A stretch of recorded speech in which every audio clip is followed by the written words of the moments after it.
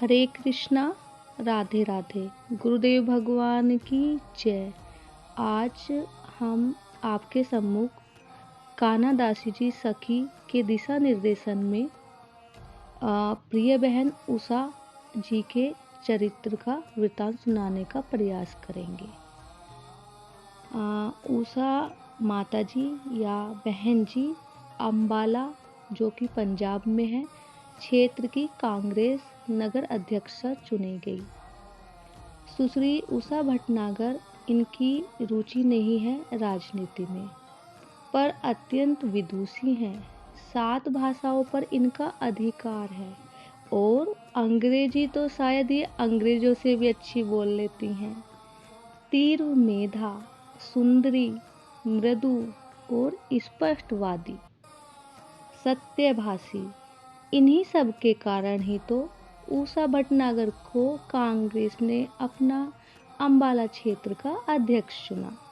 फिर ये उन दिनों की बात है जब पूरा भारत देश ही लगभग कांग्रेसी हुआ करता था और अभी कुछ एक वर्ष ही तो हुए हैं भारत को आज़ाद हुए। अम्बाला छावनी के पास ही आज जनसभा थी नेहरू जी की बेटी इंदिरा गांधी की, और यही माल्या अर्पण करना था उषा भटनागर को श्रीमती गांधी जी का। 50,000 लोगों का हुजूम उमड़ पड़ा जनसभा में। पंडित नेहरू जी की बेटी के लिए यही पर्याप्त था अम्बाला वासियों के लिए। कब आएगी श्रीमती गांधी जी? उगता रही है उषा जी। उषा, तू तो पूरी पागल है। पता है, बड़े बड़े नेता लोग इस पद को पाने के लिए लालायित थे। मैंने तो सुना है हजारों रुपए देने के लिए तैयार थे कांग्रेस के नगर अध्यक्ष पद के लिए, पर ये पद तुम्हें मिला। मुझे दे दो 1000 रुपये और पद ले ले, मैं तो 1000 रुपये लेकर भाग जाऊंगी। श्री वृंदावन, उषा सहज बोली थी। हाँ, तू तो बस वृंदावन वृंदावन ही कर। उषा, क्या रखा है भगवान श्री कृष्ण में? अरे, पूजा हम भी करते हैं, तू भी कर, पर अपना कैरियर सहेलियां समझा रही हैं। मेरा कैरियर तो मेरा श्री कृष्ण है। उषा जी ने आह भरी और अपने बैग से मुरली बजाते हुए श्री कृष्ण जी का चित्र निकाला और चूम कर रख लिया। मैं पूजा नहीं करती, मैं इनसे प्यार करती हूँ और मेरे ये भगवान नहीं है, प्रियतम है, माय लवर, खिलखिलाते हुए बोली थी उषा जी। अब उषा, तुझे पागल भी कैसे कहें? तू जितना पढ़ी है उतना तो हम में से कोई नहीं पढ़ा। तेरी जितनी बुद्धि, तर्क शायद श्रीमती गांधी में भी न हो। सहेलियां बातें कर रही थी। उषा जी बोर हो रही हैं। भीड़ बहुत है। दिल्ली के कांग्रेस अध्यक्ष से संकेत कर पूछ रही हैं उषा जी कि अब और कितनी देर? वो 10 मिनट और संकेत में ही कहते हैं। उषा जी खड़ी देखती हैं, फिर सामने मंच की ओर देखने लग जाती हैं। उषा को सहसा हिचकी आना शुरू हो गई और बड़े जोरों से आने लगी। उषा की सहेलियों ने पानी दिया पर कुछ नहीं हुआ। मनमोहन अंकल ने याद किया होगा। एक ने नाम लिया, मनमोहन अंकल। ये उषा जी के पिताजी का नाम है। कुछ देर हिचकी रुकी पर फिर शुरू हो गई। एक ने उषा के भाई का नाम लिया पर हिचकी नहीं रुकी।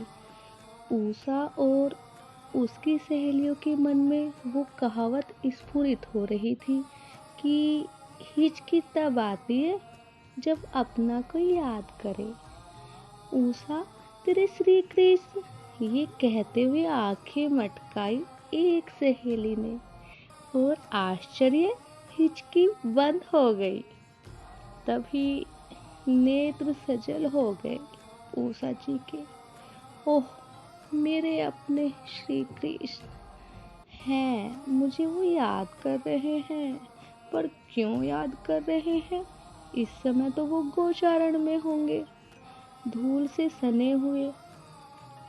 तभी श्रीमती गांधी जी की गाड़ियों का एक लंबा रैला आया। धूल उड़ रही है। उषा ने धूल को देखा। हाँ, ऐसे ही गौ के पीछे चल रहे हैं वो, पीतांबरधारी, मोर पंख थोड़ा टेढ़ा हो गया। धूल से प्रिय का रंग भी कैसा दिखाई दे रहा है। ओह, श्याम सुंदर के भाल में पसीने की बूंद झलक रही है। सखाओं की भीड़ भी साथ ही है, पर उतनी दूर से और इतनी भीड़ में कैसे? देख लिया मुझे। शर्म आ गई है उषा। दौड़ते हुए उषा के पास आए हैं नंद नंदन, और उषा के गोद में अपना सिर रखकर आंखें बंद कर लिए। उषा जी रोमांच हो रहा है। अपने हाथ की उंगलियां वो उन घुंघराले केसों में फेर रही हैं। कभी कभी उनके कपोल को भी छू लेती हैं, तो कन्हैया उनके हाथों को कपोल से हटाकर अपने सिर पर रख देते हैं, मानो वो ये कह रहे हैं, उषा, सिर दबा दे। ओह, सिर दुख रहा है मेरे प्यारे का। वो फिर सिर दबाने लग जाती हैं। हमारी अंबाला कांग्रेस की युवा नगर अध्यक्षा सुश्री उषा भटनागर श्रीमती इंदिरा गांधी का स्वागत करेगी। माइक में नाम लेकर बुलाया गया उषा को, पर ये तो अपने प्यार के साथ है। इसकी सहेलियों ने इसे झकोरा। उषा, यार, जा मंच पर। 2-3 बार बोला तो ये उठी। संभलते हुए मंच पर जैसे ही गई, तभी हिचकियां आने शुरू। फिर जोरों से आ रही थी। माला हाथों में दी गई उषा जी के, पर हिचकियां, सहेलियां समझ गई हिचकी फिर शुरू हो गई है। माला हाथों में लेकर वो श्रीमती गांधी जी के पास जा रही हैं, पर हिचकियों के कारण सामने माइक का तार पड़ा हुआ था, उसमें उलझकर वो गिर गई। सहेलियों ने जोर से कहा, श्री कृष्ण, श्री कृष्ण। उषा की हिचकी बंद। श्रीमती गांधी ने पास में आकर उषा को संभाला। चोट लगी कि नहीं ये पूछा, और उन्हें सावधानी से अब नीचे जाने को कहा। उसी समय अंबाला कांग्रेस अध्यक्ष पद से हटा दिया गया उषा जी को। पर उषा तो अपनी सहेलियों को विजय का थंब दिखाते हुए आई थी। क्या यार उषा, सहेलियों के दुखी होने पर हंसते हुए उषा ने कहा था, वो मुझे किसी और को माला पहनाने देगा? बड़ा चिढ़ता है वो तो यही चाहता है कि मैं उसी में खोई रहूं, उसी का ख्याल करती रहूं, उसी का ख्याल रखती रहूं। सहेलियां बोली, पर ये तो श्रीमती हैं, कोई लड़का थोड़े ही है। उषा हंसते हुए बोली, बात लड़का लड़की की कहाँ है, बात है उसी का ध्यान रखो बस। नहीं तो, सहेलियों ने पूछा, नहीं तो हिचकी आ जाएगी और अध्यक्ष पद से छुट्टी। उषा बहुत हंसी। फिर उषा जी ने कहा, मैं तो जा रही हूँ, अब क्या सुनना श्रीमती गांधी का भाषण। उषा जी चल दी। सहेलियां भी पीछे पीछे चल दी। पर इस घटना की अंबाला में खूब चर्चा हुई और उषा को अब कांग्रेस पार्टी से बर्खास्त कर दिया गया था। किंतु उषा इस बात से बहुत खुश थी। अंबाला में एक भटनागर परिवार है।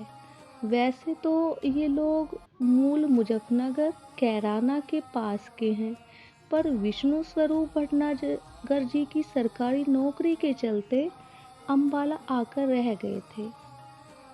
इनके पुत्र मनमोहन भटनागर जी जो पढ़ने के लिए लाहौर गए और पढ़कर अम्बाला में ही आए, सरकारी नौकरी इनको सहज में ही मिल गई और शीघ्र ही विवाह भी हो गया। समय बीतने में क्या देरी लगती है। इन्हीं मनमोहन जी के प्रथम पुत्री हुई। भटनागर परिवार बहुत प्रसन्न था। बेटे बेटी का मतलब नहीं है, यह परिवार में प्रथम संतति, इस बात की सबको खुशी थी। पर बालिका ने जन्म लेते ही रोना शुरू कर दिया। रोते तो सब शिशु हैं ही, किंतु ये चुप ही नहीं हुई। भटनागर परिवार का घर अम्बाला कैंट में था। उनके घर के निकट एक मंदिर था, सनातन धर्म मंदिर। वहाँ एक बूढ़े पुजारी जी रहते थे जो मूल पर ब्रजवासी थे। उन्हीं के प्रति इस परिवार का गुरु भाव था। पुजारी जी विद्वान थे और विद्वता से बड़ी बात थी कि भगवान के भक्त थे। पुजारी जी को बुलाया गया, कोई उपाय करे कि ये शिशु चुप हो जाए। पुजारी जी आए और बड़े प्रेम से कृष्ण कन्हैया दाऊ को भैया, कृष्ण कन्हैया करताल बजाते हुए जब इन्होंने गान किया, ये नवजात शिशु तो चुप। बस यहीं से इस प्रेमिन की प्रेम यात्रा शुरू हो गई थी। आगे का हिस्सा अगले पार्ट में। राधे राधे। गुरुदेव भगवान की जय।